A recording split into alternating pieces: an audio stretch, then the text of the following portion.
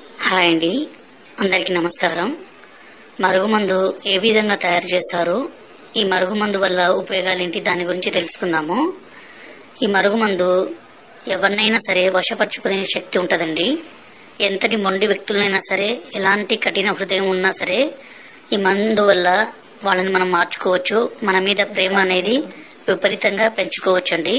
మనను ద్వేషించే వ్యక్తులు కూడా ఈ మందు మనం పెట్టినా చాలండి, వాళ్ళు ఇంకా మనం వద్దంటే కూడా మన వెంటే రావాలి. మనం లేకుంటే ఒక్క నిమిషం కూడా ఉండలేరండి.